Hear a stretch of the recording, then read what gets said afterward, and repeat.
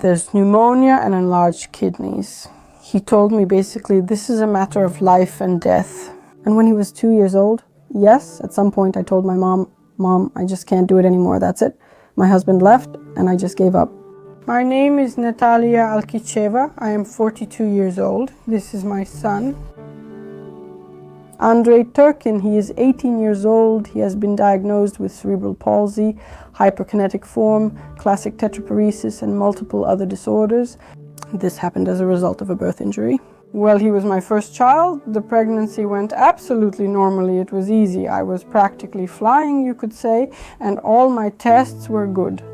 But we weren't lucky. My water broke, and about 7 hours later he was born.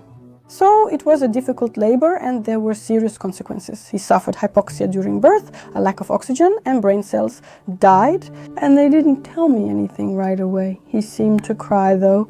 I don't recall exactly, but the APGAR score was either 8 or 9. Then he was taken to intensive care and put on a ventilator. On the 5th day, he was transferred to the Mogilev Regional Children's Hospital. And then the head of intensive care told me that when they handed over the child, they said he was a normal baby. But he said, what do you mean normal? He had pneumonia and enlarged kidneys. He told me that it was basically a matter of life and death. When they told me his diagnosis for the first time in my life, I felt like the ground was slipping out from under my feet. I'm telling you honestly, at the children's hospital, I went to the head doctor and said, please tell me what I should prepare for.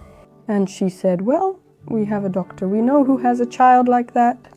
Well, maybe your child will be able to walk. Maybe I took it a bit lightly.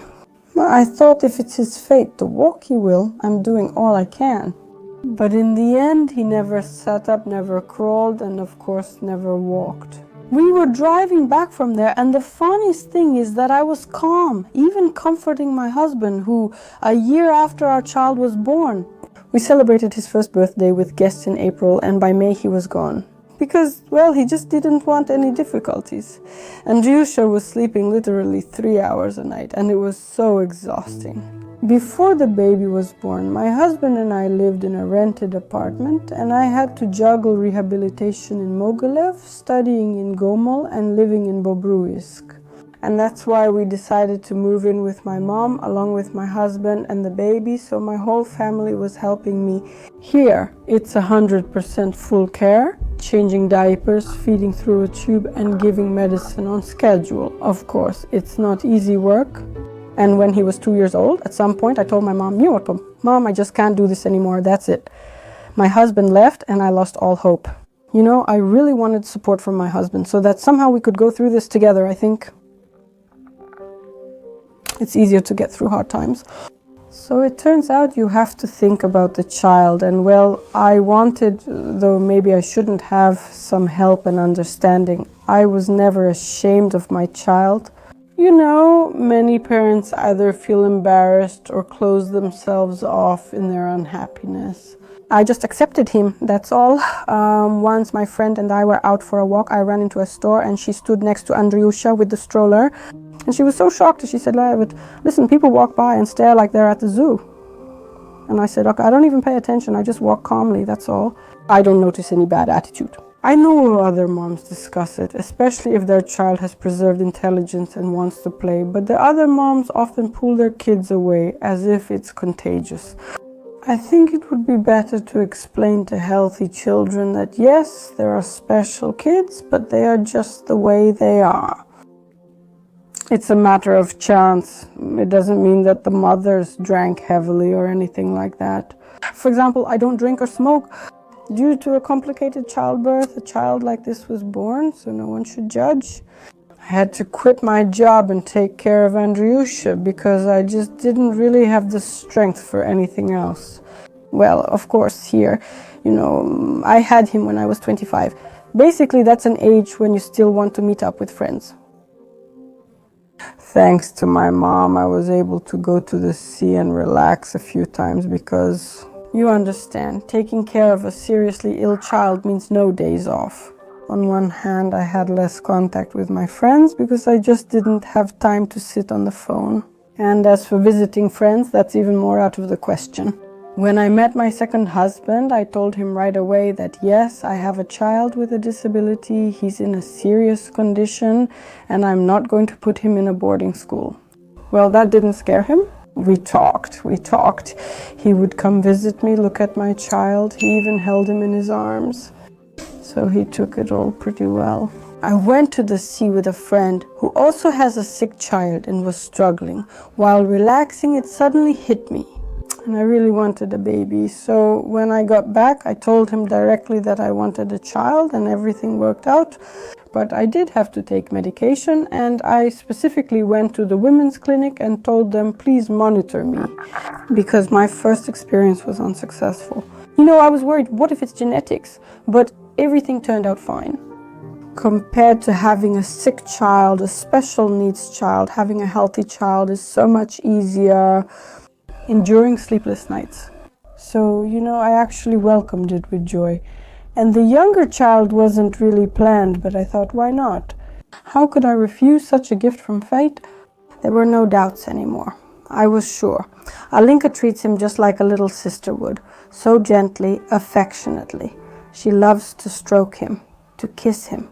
Andreyusha. Well, I think Artyom is a bit more jealous. After all, he's the youngest, especially when he was little. Of course, everyone pampered him, and I guess there's a little bit of jealousy. We managed to explain to the children that you're healthy, and that is happiness. Well, Andreyusha is a special child who needs extra attention and care. Actually, the kids aren't embarrassed by him. We walk outside calmly. His body was growing and developing more or less normally. And at what point did his development stop? How did it happen that at 18 he looks like he's 8 or 10 years old? We got used to him being very small. I was told early on that with this diagnosis, kids just don't get chubby. I thought he's really skinny, but that's just how it is. I used to feed him with a spoon. Then people started telling me that I wasn't feeding him enough, that I needed to feed him through a tube. He started to develop signs of congestion. That's when you feed the child, and then you check inside to see if it was digested or not. And there was brown liquid. And it turns out that the whole portion of food just spills out somewhere. At some point I stopped feeding him through the tube. But then there's another problem. When you feed him with a spoon, he can choke, and pieces of food can get into his airways. So it turns out that it's bad either way. My dear, let me suction you, my little bunny. Come on, Andreyusha. What's your typical daily routine? Well, in the morning we get up at 6, 6:30. We use the electric suction to clear him out. There's a slope here because he accumulates phlegm. I feed him with enteral nutrition, then give him his medications on schedule, and then the electric suction is used again, then feeding, and it goes on like this all day. We understand him by his facial expressions. Andreyusha, are we eating? Are we going to eat? How are you? Do you want to eat now? Here you go. The child wants to eat, but he's too shy to admit it. Yeah, well, basically when he really wants something, he smiles. When he doesn't, there's either no reaction or just a slight frown. Here it all seemed to blend together. But actually, he cries when he wants to eat. That's how we understand him. He really doesn't need much. He rarely cries just because he's bored. Mostly, he's either being held or in his stroller. He doesn't just lie around all day with us. Grandma loves to read him fairy tales. He listens very attentively. He really loves music. When there's a concert or something, he jumps up, he jumps out of his stroller, and he can even just jump out of our arms. He truly loves music. Andreyusha, do you? Well, of course, tell them. Of course, I love music. Unfortunately, yes, he often gets sick. He often has bronchitis. First of all, the children go to kindergarten. And of course, they bring infections. If, of course, his hemoglobin didn't drop, then we could treat him at home. No, well, this year there was definitely one blood transfusion. Last year he had several transfusions because his hemoglobin drops sharply. It so happened that I got injured myself. I was working at a woodworking factory and got injured. Well, I almost cut off half my hand. And now I receive payments from the state insurance, and this is an obstacle for me to officially become a caregiver for a person with a first-degree disability. And so there's this inconsistency. On one hand, this is my child and I've been taking care of him for 18 years. I can't give this responsibility to anyone else. And if I refuse the state insurance, it's still significant. It affects my family's income. And going somewhere to work, well, I have to feed the baby every 3 hours. I've already completed copywriting courses so that, if needed, I can work from home. Of course, pensions and benefits are all good, but still, I need to develop myself somehow to be as independent as possible.